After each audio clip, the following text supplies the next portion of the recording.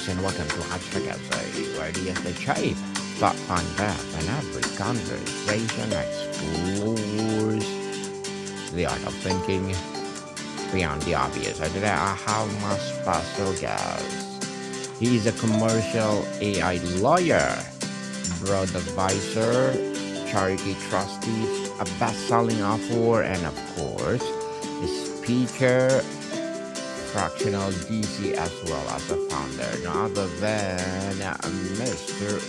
Rory O'Keeffe. Hello. Thank you very much for having me.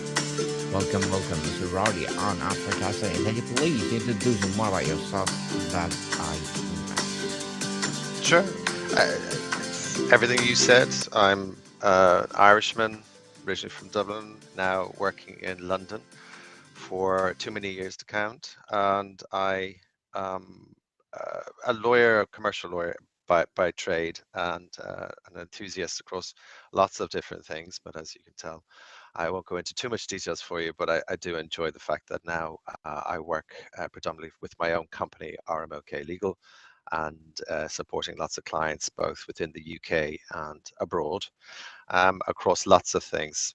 Right now, everything seems to be about artificial intelligence, as you can imagine. Indeed, artificial intelligence. That's why I have a new podcast coming, AI 101. So thank you so much for sharing your knowledge and wisdom to the world, Mr. Rory. Thank you. And today let's talk about AI legal risk without the panic. So tell us the panic paralysis cycle. What do you think decisions about AI and the legal risk so quickly escalate into either paralyzing fear? How does your approach break this cycle? It's a great question, and I think there is a lot of hype around artificial intelligence right now. I have to remind people it's been around for 75 years. So we're only really looking at it because of the new LLM models like the OpenAI, ChatGPT, all those things that have been happening in the last 3 years. And there's a lot of technology out there that promises so much and demands so much of a change. Now, within the legal profession and many of the professional services, there's a lot of good stuff that can be used to help you do your work a lot faster. I certainly use tools that help me to do contract reviews, summarize issues, um, drafting things in a more eloquent way, something that's more palatable, because one thing that lawyers have sometimes struggle with is presenting the information in a way in which the client can readily understand rather than give them lots of legal jargon and confuse everything in the process. So it's trying to be more streamlined, more efficient, but at the same time, it is causing disruption to the working models, which has for many, many companies and law firms encouraged them to reduce the number of people that they need. So if something in litigation, for example, requires a case to be reviewed, you've got a big discovery action, or if you're working in M&A, you've got a buying a company, you've got a database of an array of different types of documents, going from policies, employment contracts, commercial contracts, constitutional documents, etc. And that could be in the thousands. So how do you review those? Traditionally, you'd send in a team of experts who will go through everything and come up with a report to tell the buyer, this is the extent of the risk. Do you still want to buy? That's your due diligence report. But now, instead of sending in a team or an army of people to do that review, you can actually use tools that will review the documents for you and flag things up to a human a lot faster, and probably, if it's trained properly, give you more accurate results as well. So you don't need to send in an army, you might need to send in a few people. And that sounds like massive savings, which then is encouraging lots of people to say, but then what do I do? What's my job? I lose my job because we're downsizing. And we know across the tech space, a lot of reports are out there across the globe of these big mega companies reducing their headcount through redundancy programs. And that's also, yeah, interestingly, also impacting the professionals, your finance, your human resources, marketing, sales teams to a degree, and also the legal teams as well are being downsized because of the use of new technologies. So everybody thinks I can make some cost savings. And geopolitically and the economic constraints on companies today demands some kind of use of these tools. Now, where the risk comes in is that some people are rushing in and they're just what I call the shiny object syndrome. They just rush in. I want to buy it. I want something. I need something because the CEO or the CIO or CTO or CFO are looking for me to come up with use of these tools to help create efficiencies and cost reductions. But I ask people to pause and they need to first get the groundwork in place first, get the infrastructure correct, get a unified data system because you're going to be training these tools with your data. So you need to make sure your data is good. It's not biased, it's not flawed, it's not inaccurate. You're training it on good data because as much as we like to say we can unwind the training, it's actually quite hard with some of the tools that are being deployed. You nearly have to go back to scratch, which is really expensive and sometimes just counterintuitive to what you're trying to achieve. So I always ask people to do pilots, take deliberate, slow steps in deploying any artificial intelligence because there is a fear amongst the workforce that they're going to lose their jobs. And there's a fear that with at C-suite level that the tool will start, will train, and then individually itself, individually is a strong word to use for computer software, but you know what I mean. It's they will take that, they'll run with a solution which may not have been anticipated by when you had trained the model. So how do you identify those things? What guardrails or parameters, checks and balances that you put in place to ensure that the tool is not doing what it's not supposed to do? And also then to look at your workforce to see, okay, I've freed up some time. What does that mean for my staff? What can I do with them? And I always kind of point, especially for the legal profession, I remind them that we're always going through change. The law itself is a living beast. It's just what it is. It's that it will always evolve. And what we're trying to get every time is to try and to remind ourselves that change is a constant. And although we don't mind change, we do have a problem when change impacts the individual ourselves. We're innately selfish as individuals. So we don't like when people are changing us, only if we make the choice to change ourselves. And I remind the legal professional, like for now living in London, I moved from the Garden of Ireland across to the industrial London sites in South London with my family. But the just up the road from where I am, there is an area of London which used to have over 1,000, I think they call them legal copyists. This is like Bob Cratchit, Charles Dickens days. Okay, so Hmm. just think about our novels and everything.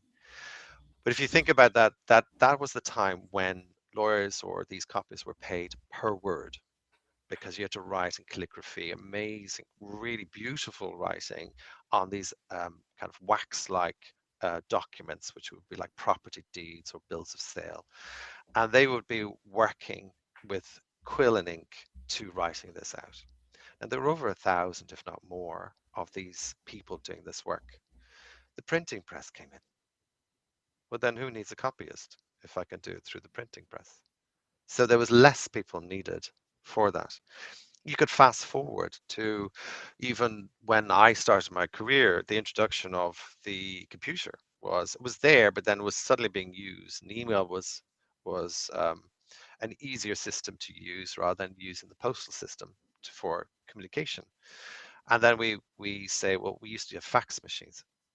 God forbid there's people using fax machines today, but I know there's some regulatory reasons for having it. But the technology suddenly skyrocketed.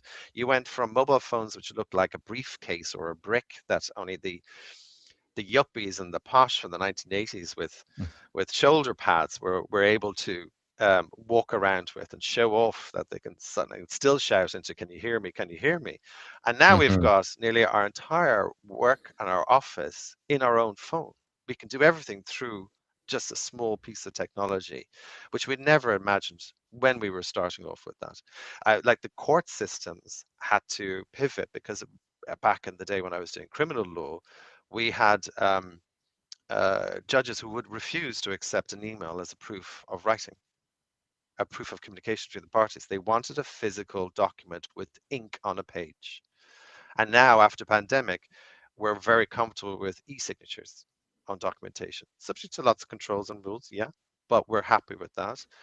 An email is a form of writing which is accepted in contracts now, which hadn't been many moons ago. So everything is evolving. So always remind that the way in which we deliver our services and the way in which the role and the relevance that we attach to the job that we have is always changing. And the introduction of artificial intelligence starts with a lot of people going, I don't like this because it's going to take my job, rather than seeing it as a tool to make me more efficient. Which, but you need to step back and say, is the tool that I'm going to use in the long term, is it the tool that will help me do my job? Or is it a tool that in the long term will ultimately be my downfall because it's going to churn out through its machine learning algorithms, churn out results which actually isn't good. And in the legal world, it's very, very important because the legal advice that you give, you can't hide. Any regulator in any country, bar council, bar association, law societies, wherever you're situated, you have to justify that the advice that you sent at your client was reviewed by you and you can stand over it.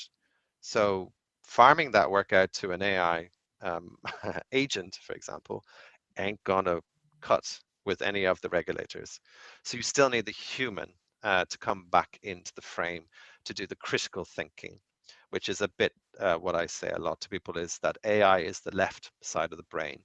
You still need the right side of the brain to take all the information, to distill it into something that, and yes, you have to put emotion and subjectivity back into the frame, which the left side of the brain doesn't like to do. And that's why the AI tool is only as good as the data you feed, which was, you know, which is where I test people by saying it's going to be so easy. I'd had CEOs say, "Oh, I can write my own contracts now because I could just ask the tool to do it for me." I said, "Yeah, great, go ahead and do it." But don't expect me to tell you that's a good contract and that you're fully covered for all the risks and that it's a balanced and fair position. Because I've seen some of the documents that get churned out, they get sent across to me to review. And I said, but it's missing things. And that was an example where the tool they used didn't know what it doesn't know, if that makes any sense. It's more of you're asking that you're saying to the tool, what's missing from this contract? And sometimes, if you've trained it properly, it will be able to identify some things. But most of the time, it can't because it's only as good as the data you've fed.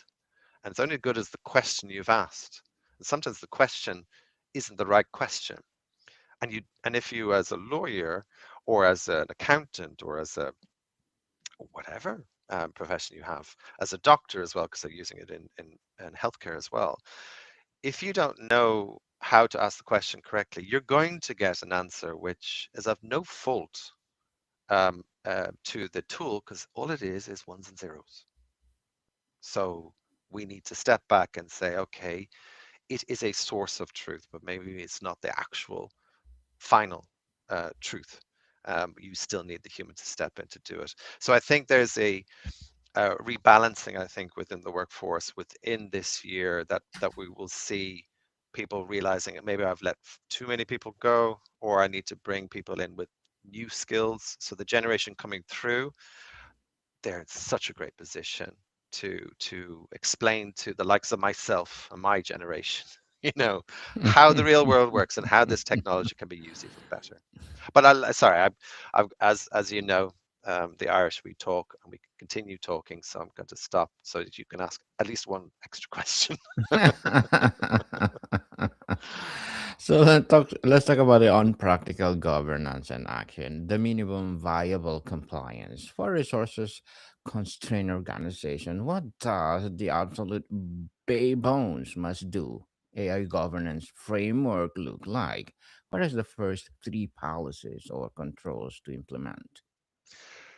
So with AI policies, it depends on the product and the service. So there's not a one size fits all. The first thing I would say, you should have an AI policy. The policy it has to address governance, has to address the risk, um, and has to address ongoing scrutiny of the tool. They're kind of top three areas you would look at. Drilling under that, you'd have to look at AI is an umbrella term. So you have to get into the specifics of what the tool is typing to achieve. So if you were doing financial analysis or predicting forecasting against particular trades, you need to address where the data is coming from, how accurate is the data, how valuable is that output, the accuracy. You need to retest and retest and retest what you're coming up with. The prompts would also need to be analyzed. So there is so many places around that people are saying this is a great prompt for whatever, and I use some of them, yeah, and I do think you have to reassess them and revise them, because you issue one prompt, it will come back. You ask the same question, you'll get different answers, slightly different to what you originally asked. The other part is, I would just for AI, you need to understand what data you're uploading. Is it public or private data? It's your own data. The confidence and security measures around that data itself, the quality of that data. Is it synthetic data? Is it anonymized data, so you don't fall into the GDPR trap? What kind of templates you're using? So some people say, I want to use these contracts to train my data, and you say yes, but they were heavily negotiated contracts. So is that the right positions that you want to be telling the tool that these are what you're comfortable with? You might not be at all. You might have had a £1,000 contract and you're happy with a £10 million liability position because of lots of very valid reasons at the time. But in reality, that makes no sense from a business model perspective. So that's a one-off. So is that forming part of your training model? Other things people want to look at is intellectual property. Who owns the outputs? So if you're doing something for as a service, who owns the output, the copyright, the potential patent or invention that's created? You need to really test the confidentiality of the tool, an on-prem or off-site solution using of cloud, which cloud, where is the data going? Is it international transfer? Is it within, country, or is it going outside country? You have to test those. And also the supply chain in relation to that. So you there's certain regulations that will actually you need to be addressing as part of that. But from a basic tool perspective, you also need to look at it shouldn't be, I hope people do this, but it shouldn't be something that's resting with, say, like the HR team in a company to define what that policy should look like. I have heard people doing this because social media policies were more of an employer context and relationship. What you should be, what you can talk about in your social media when you're talking about work stuff. Be wary of client confidential information, reputational damage, things like that. When you're looking at it from an AI perspective, a lot of people unfortunately think, well, if I throw it into the tool, it's fine. Nobody will know. And you go, that they've entered it. So you need a source of truth for the company that you can track everything that was uploaded, everything that was put in, every question and every response. So if, for example, there was a breach of confidence somewhere, you can trace it and you can track it through. And what you don't want is that information going out to a competitor or going out to anybody outside the boundaries of what you have agreed. And I say this because in the first year when ChatGPT went live, the Italian regulator put it on hold, suspended its service within Italy until it had completed an investigation, because what they had found was somebody had entered in personal data into the tool and some other user unconnected, was able to see that personal data. Now that's a breach automatically, and that's a concern that they didn't have the safeguards in place to prevent that from happening. And they've since resolved it, just before anybody gets worried. But that was one regulator outside even my regulator, the UK, and I also pay close attention to the Irish regulator, who issues the big mega fines in the billions. um, we have these kinds of questions that you have to consider. So a lot of companies are now looking for their own instance of it inside their own company. They recognize that their staff will want to use it. They recognize the value of, say, using Copilot or Gemini or one of those types of tools. But you have to start when you're putting in your policies and this governance framework, that it's not just we have something to show, but you need to be actively monitoring, actively testing, retesting, and considering all the variables that if something goes wrong, it could cripple your company or your own personal worth. So you need to have eyes wide open and ask the right questions and always keep asking, keep curious, no matter what you're using, especially when it comes to a tool that's not just automating a service or automating a workflow. It's actually machine learning, which is when I talk about artificial intelligence, I'm talking about the algorithms that's learning on how you're doing things, how you like to speak, how you want to get things done against your data. That's important because to unravel that becomes a very, very difficult task. And some people, I've heard you use the terminology we use is responsible AI, sometimes auditable AI or explainable AI. And all that means is that if something goes wrong, you can quickly identify where the algorithm shifted to start thinking in a different way, which it shouldn't.